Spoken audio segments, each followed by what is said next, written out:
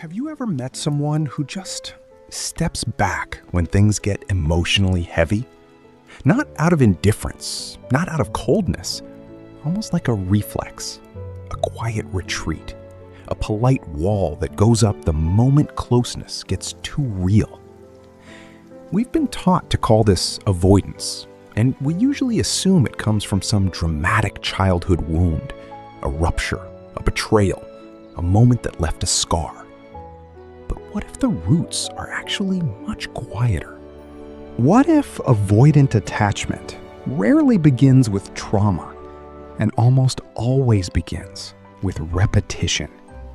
Not with cruelty, but with subtle mismatches, with well-meaning caregivers who show up physically but emotionally hesitate. Imagine a little child who's overwhelmed, scared, frustrated, heartbroken over something small that feels enormous to them. They reach out, and the adult, though loving, doesn't quite know how to hold that storm. So they distract, they minimize, they say, "You're fine," while their body subtly tenses. They offer comfort only after the tears stop. They're not neglectful, they're just uncomfortable with raw emotion.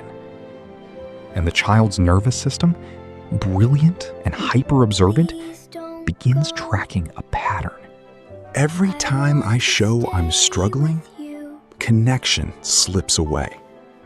Not because love is absent, but because emotional presence is inconsistent. So the child adapts, quietly, efficiently. If reaching out creates distance, maybe I'll stop reaching.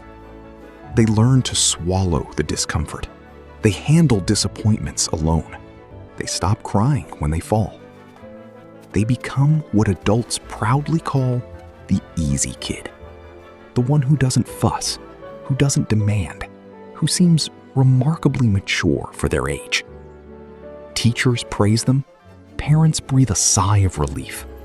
The family dynamic stays calm. But beneath that calm exterior is a nervous system learning a heavy, invisible truth. My emotions push people away. Hey, my needs are a on the burden. presentation today. So I'll become smaller, quieter, more self-sufficient. This isn't emotional coldness, it's emotional survival. And the world rewards it. You get praised for independence, for handling things alone, for not making waves. You learn to trade vulnerability for competence, to show up capable even when you're quietly exhausted, to observe the room, read the mood, and only speak when it's safe. Fast forward 20 years. That child is now an adult who values autonomy above almost everything else. When someone gets too close, you feel a quiet panic.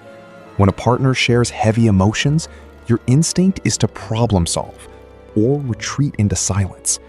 You might look incredibly put together on the outside, successful, resilient, always in control.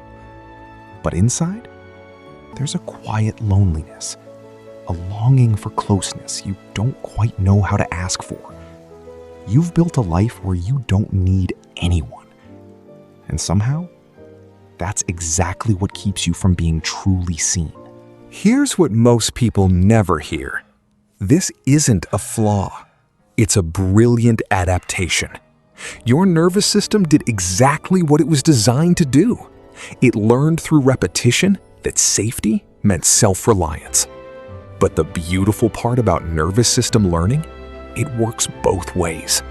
You didn't wire yourself for distance overnight, and you won't rewire it overnight either. But you can begin. Start by noticing the reflex. When you feel that familiar tightness as someone gets emotionally close.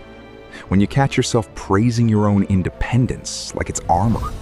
When you automatically switch to logic the moment feelings surface. I know it hurts right Don't now, fight it. Just name it. I promise we'll get through this. There's the old pattern. Thank you for being That's here. not weakness.